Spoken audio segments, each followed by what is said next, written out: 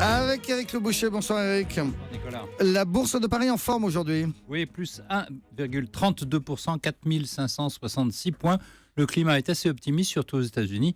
Si vous voulez bien, j'y reviens dans un instant. On veut bien. En attendant, le pays du jour. L'Argentine, alors au moment où le Brésil s'enfonce dans la crise politique et économique, le grand voisin du Sud, l'Argentine, retrouve un accueil très favorable dans le monde financier international.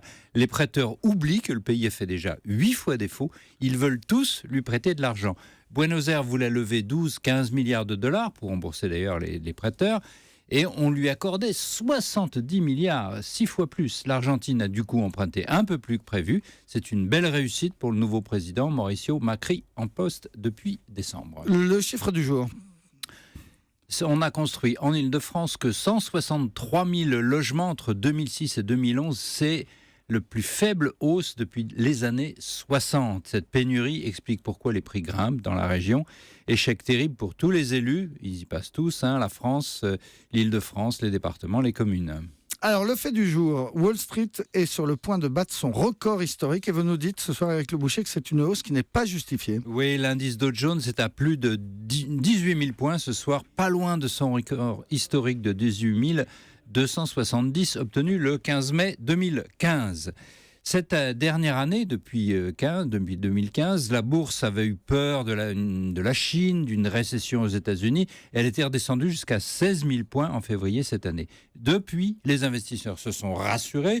Le Dow Jones n'a cessé de grimper, déjouant tous les pronostics. Les boursiers divergeaient d'ailleurs avec les économistes. En général, il y a un an, les économistes voyaient ni écroulement de la Chine, ni récession aux États-Unis. Et les boursiers se sont un peu fait peur pour rien. Depuis, ils reviennent vers l'avis des économistes, mais cette fois, ils exagèrent dans l'autre sens. L'économie mondiale n'est quand même pas si bonne que la bourse américaine, déjà très chère, crève ses plafonds. Et en Europe, comment ça se passe ? En Europe, c'est bien différent. L'Eurostock 50, qui mesure en moyenne la bourse européenne, est bien remonté depuis février, mais seulement à 3 000 points, loin des 3 700 d'il y a un an, et surtout loin des 4 700 de son record historique d'avant la crise des subprimes.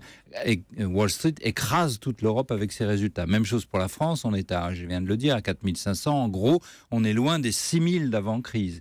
Alors les explications de ces records américains et de ces atonies européennes ne sont en fait pas faciles à trouver. Ce qui est sûr, c'est que les boursiers pénalisent les puissances moyennes à croissance moyenne.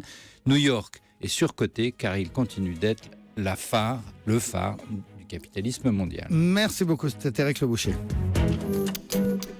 C'était le journal de l'écho avec Bing.fr, la banque de tous les investisseurs en bourse, actions, dérivés et fonds d'investissement.